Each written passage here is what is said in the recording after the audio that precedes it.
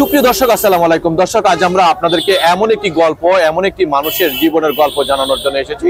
চলুন দর্শক, আমরা কথা বলি জেসমিনের সাথে।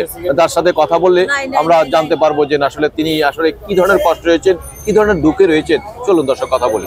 আসসালামু আলাইকুম। ওয়ালাইকুম সালাম। কেমন আছেন আপনি? আমি বেশি ভালো নাই, আলহামদুলিল্লাহ মোটামুটি আছি। আমরা একটু শুরু থেকে আপনার শেষ পর্যন্ত আপনার যে এখন এই মুহূর্তে যে কি সবচেয়ে বড় কষ্টে যেটা আছেন, সেই কষ্টের গল্পটা একটু জানতে চাই। আমি সব দিক থেকে কষ্টে আছি। বর্তমান যুগে আমার 1 বছর ধরে চাকরি বাকরি নাই, এমনকি আমার ছেলে ইন্টার কমপ্লিট করছে, আমার ছেলেরও এখন বর্তমানে চাকরি নেই। আমি সংসারে পারিবারিক সমস্যার জন্য অনেক কষ্টে আছি। অনেক জায়গায় যাইতেছি, চাকরি হইতেছে না, ছেলেরও হইতেছে না, আমারও হইতেছে না। আমার বাবা অসুস্থ ছিল, এখন সুস্থ হয়েছে, তবে চাকরি নাই বলে বলতে পারেন আমি এক মুহূর্তে অনেক কষ্টে আছি, অনেক দুই ঝামেলার ভিতরে আছি। এমনকি এক সময় খাওয়া দাওয়া করতে পারি, এক সময় পারি না। এখন যদি আপনারা পারেন, সহযোগিতা করেন, আমার একটা চাকরি বাকরি ধরাই দেন, আমার একটা ছেলে একটা চাকরি বাকরি ধরাই দেন, আমি এটুকুই আপনাদের দ্বারা দাবি করতেছি। কেন আপনার স্বামী নেই? হ্যাঁ, স্বামী আছে, সেও কর্ম হইতেছে না তার। সবাই বসা ফ্যামিলি। একই পরিবারে কয়জন বেকার? একই পরিবারে আমরা 3 জন কর্মজীবী, 3 জন কর্মজীবী বসা। 3 জনই বেকার। জি। তাহলে সংসার চলে কি করে? এই হয়তো আল্লাহ চালাইতেছে।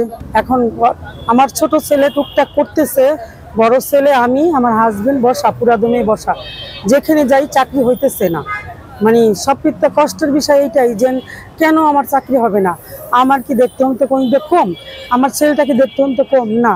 আমি অনেক দুয়ারে যাইতেছি, অনেক জায়গায় যাইতেছি, অনেক অফিসে, কোথাও চাকরি হইতেছে না। এইটাই সবকিছু বড় কষ্ট। হচ্ছে না কেন? আগে চাকরি ছিল, এখন কি চাকরি নাই? না, এখন বর্তমানে বসা, টোটালি বসা। আগে কি চাকরি করতেন? আগে একটা অফিসে জব করতাম।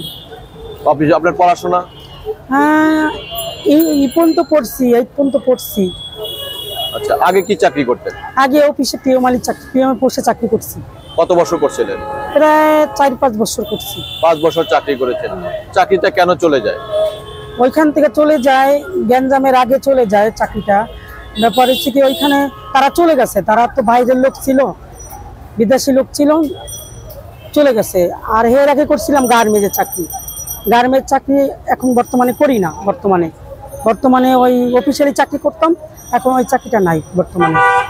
আচ্ছা, চাকরি চলে যাওয়ার পর আপনার পরিবারের কি পরিস্থিতি? পরিস্থিতি এই যে একবেলা খাইলে আরেক বেলা খাইতে পারি না, অনেক কষ্টে আছি। কিন্তু আপনাকে দেখে কি মনে হয় যে আপনি একবেলা খাইতে পারেন, আরেক বেলা খেতে পারেন না? সেইটাই, এটা দুঃখের কথা, কেউ বুঝবে না, না বললে। আল্লাহ চালায়। আমরা দেখেছি যে আপনাকে একটা চাউমিন বিক্রি করে, তারপরে সেখানে একটা থার্ড জেন্ডার, আসলে থার্ড জেন্ডার না, একটা মেয়ে, ছেলে মেয়ে হয়ে গেছে, তো সেই তার বান্ধবী আপনি। জি।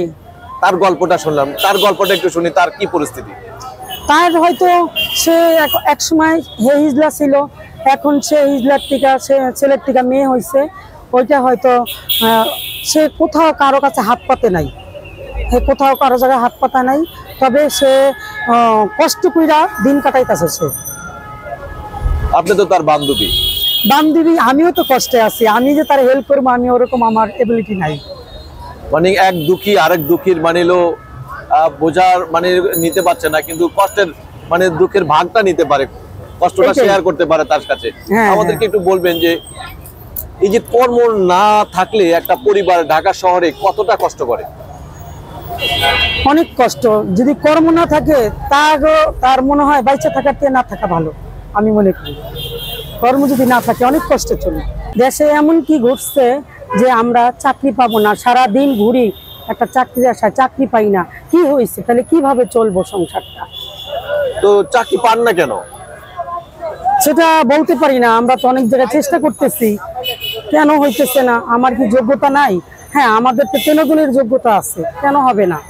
কি এমন হয়েছে? দেশ স্বাধীনের আগে কি আপনাদের চাকরি ছিল? হ্যাঁ, ছিল। তো দেশ স্বাধীনের পরে কি এখন চাকরি নাই? না, এখন পুরাই বেকার। তো চাকরি খোঁজেন না?